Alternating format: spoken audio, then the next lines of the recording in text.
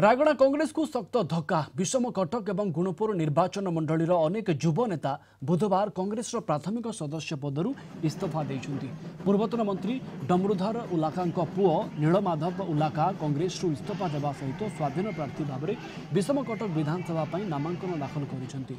सेभଳି जिला कांग्रेस सभापति विजय गमांग पत्नी केतकी गमांग एवं तांको पुओ तथा गुणपुर निर्वाचन मंडलीर युव कांग्रेस सभापति अविनाश गमांग कांग्रेस इस्तीफा गत दिन में गुणपुर निर्वाचन मंडलीर कांग्रेस प्रार्थी आशा विधायक प्रार्थी थी। आज मु कांग्रेस दलरू टिकट में बाद पड़ी एथिपाई मु दलरू प्राथमिक सदस्य मु इस्तीफा देछि। गत काली इस्तीफा तो मत चारिटी इस्तीफा मो पाख पहुंची किंतु मो पाखे थिबा खबर बहुत लोग इस्तीफा देइचंती।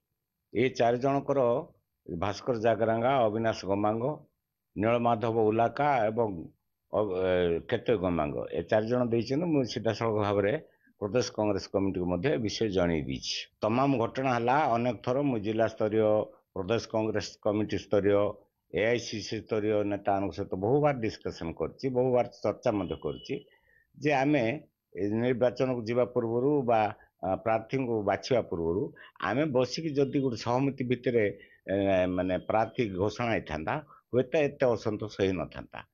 आशायी बहुत 5-7 जन आशायी जन को टिकेट मिल एवं से दृष्टि अन्य माने भाविले जे आमको तो तांके माने पचारे भी नहीं कौन कथा से असंतोषटा आसी।